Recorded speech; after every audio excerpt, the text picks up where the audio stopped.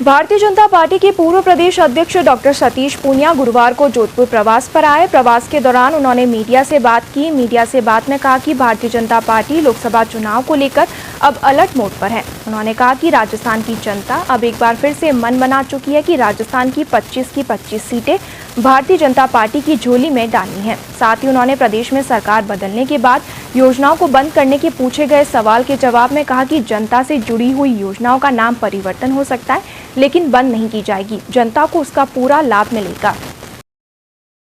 ख्याल से लोकहित की जितनी नीतियां हैं उनका नाम अलग हो सकता है और तरीका अलग हो सकता है। पिछली सरकार की कमजोरी ये थी और कांग्रेस की पिछले 70 सालों की कमजोरी ये रही है, घोषणाएं करती है, नीतियां बनाती है, कागज पे रखती है, लेकिन धरातल पर जब क्रियान्विति की बात आती है तो विफल होती है।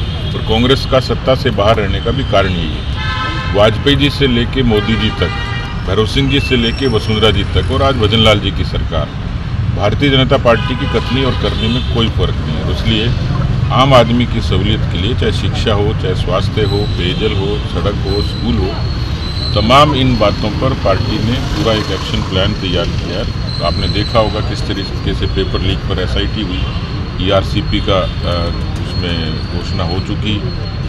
जो ऐसे बुनियादी मुद्दे थे उन मुद्दों पर पार्टी ने काम करना शुरू कर दिया। लिहाजा क्योंकि चुनाव हैं और इसलिए कुछ बंदिशें हैं, तो मुझे लगता है कि आने वाले समय में डबल इंजन की सरकार राजस्थान को बेहतर चाहती नहीं जीतेंगे, क्योंकि पिछले 10 वर्षों में बिल्कुल धरातल पर जिस तरीके से आम आदमी की समस्याओं का समाधान हुआ, सहूलियत मिली, ऐसी बहुत सारी योजनाएं थी जिसका प्रत्यक्ष लाभ मिला जो आज़ादी के बाद आज तक नहीं मिला था, जिसका उसका जायज़ अधिकार था। बहुत सारे ऐसे वैचारिक मुद्दे थे जिनका समाधान हुआ। 22 जनवरी को पूरी दुनिया ने देखा, आस्था के प्रतीक भगवान राम के भव्य मंदिर का निर्माण हुआ, शुभारंभ हुआ। कुल मिलाकर इस देश की धरती के हिसाब से, देश की संस्कृति और विरासत के हिसाब से जो निर्णय होने थे उससे स्वाभिमान हुआ, भारत की साख बढ़ी। और इसलिए 2014 का वोट परिवर्तन का था, 2019 का वोट भरोसे का था और 2024 का वोट देश के स्वाभिमान का वोट होगा। और इसलिए मैं दावे से कह सकता हूं कि 25 की 25 राजस्थान की लोकसभा सीटें जीतेंगे। पार्टी ने उसकी तैयारियां शुरू कर दी हैं। पूरे देश भर में प्रमुख नेताओं को अलग अलग लोकसभा जिम्मे करी हैं। पार्टी की संगठनात्मक जितनी हमारी ताकत है उसको और ज़्यादा पुष्ट करेंगे।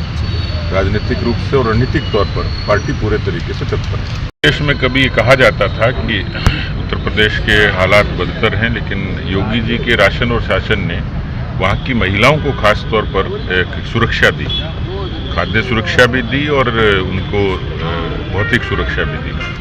राजस्थान की सरकार ने भी उसी तर्ज पर एंटी रोमियो स्क्वाड से लेकर जो हमारी कानून व्यवस्था उसको दुरुस्त करने के लिए खूब प्रभावी कदम उठाए हैं।